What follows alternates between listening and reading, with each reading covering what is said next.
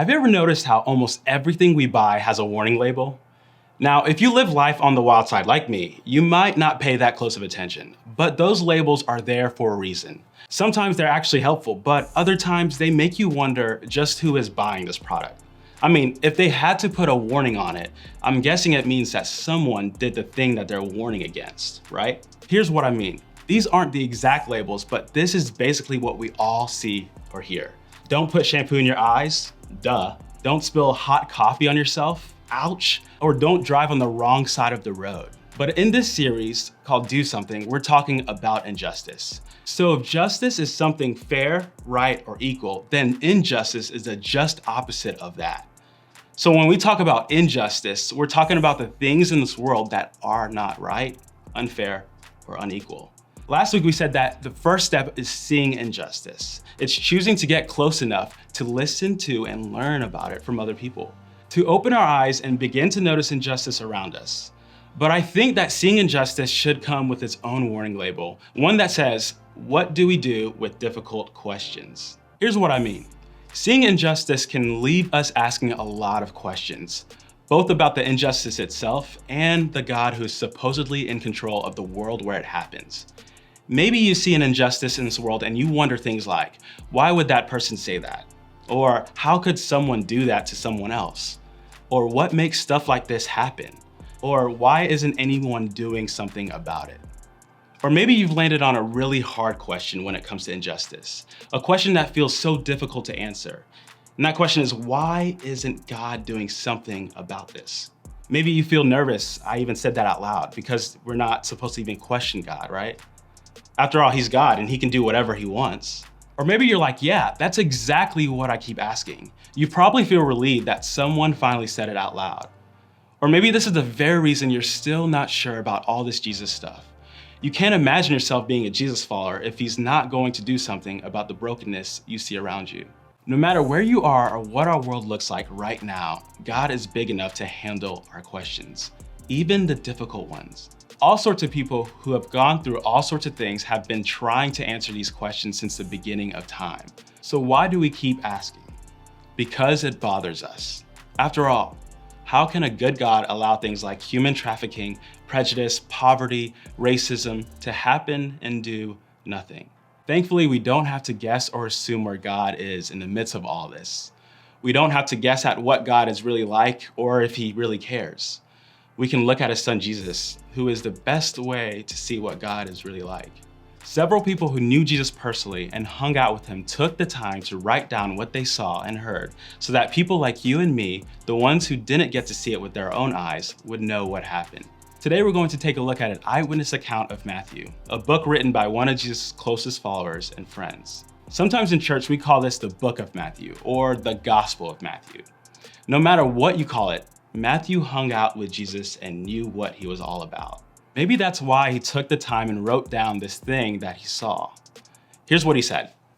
Jesus traveled through all the towns and villages of that area, teaching in the synagogues and announcing the good news about the kingdom. And he healed every kind of disease and illness. See, Jesus was teaching, healing, and helping people as he shared the message of what God's kingdom is really like.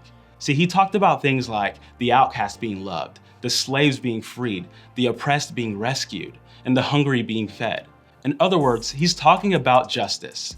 Everywhere he went, Jesus had something to say and do about people being treated unfairly or in a way that wasn't right. See, Matthew continues. He wrote, when he saw the crowds, he had compassion on them because they were confused and helpless, like sheep without a shepherd. See, Jesus modeled for us what God is really like when it comes to injustice. First, Jesus saw. He saw the injustice, the hurt, and the brokenness. And when he saw, Jesus cared. That's what compassion is about. So if you've ever wondered, God is for justice. In fact, thousands of years earlier, he said so through the prophet Isaiah. For I, the Lord, love justice. So we know that God loves justice, got it. But that still doesn't answer the question, why doesn't he do something about the injustices around us today? Why doesn't he wave a magic wand or do that whole miracle thing he was so good at? This is great, because Matthew gives us a clue in the next verse. Look at what Jesus said next. He said to his disciples, the harvest is great, but the workers are few.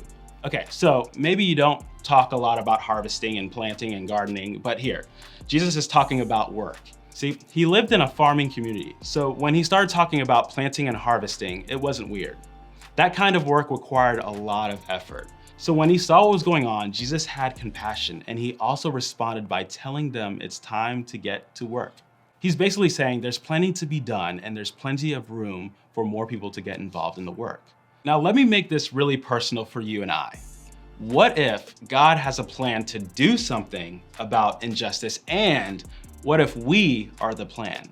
Like, what if the miracle Jesus has in mind isn't making injustice magically go away, but instead it's about you and me doing the work to end injustice on his behalf? What if it's us responding to all the things he already cares about? What if the plan is us becoming more like him? I think it's possible, and here's why. See, the Apostle Paul, whose life was changed by Jesus, wrote letters to the early church and taught them what it looks like to be a Christian. And he used this word picture to describe the church. All of you together are Christ's body, and each one of you is a part of it. Paul uses the illustration of one body made up of all of its individual parts. Even though it may seem like the ear is independent from the toe, the whole body relies on each part in order to function as God designed it to. In the same way, God designed the body of Christ, or the church, to work together to help each other out.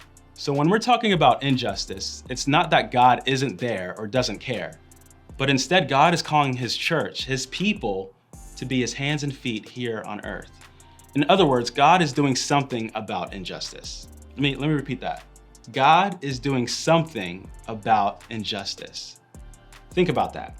God is doing something already about racial injustice through us. God is doing something about violence towards women, and the plan is us. God is doing something about sex trafficking, hunger, poverty, modern day slavery, and all the injustices we see on a local level and on a global level.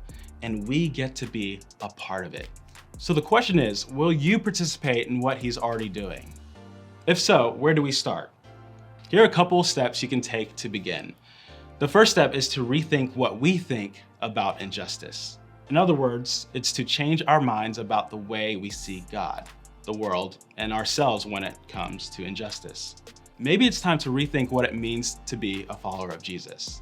Maybe you thought faith was about singing songs and showing up to church and praying. Now, those things are good things, but to follow Jesus is so much bigger than that. Following means you start to see the world like he sees it. You care about what he cares about, and you treat people the way he would treat people. Then you can begin to do something about the brokenness in this world because you know that it's what Jesus is calling you to do. You can also rethink your responsibility. Maybe you thought responding to injustice wasn't exactly a teenager thing. Or maybe you thought it was important to only care about certain ones. Maybe today is a day to start changing your idea about how injustice impacts us all. To start rethinking how you can think about what you can do personally in response to it.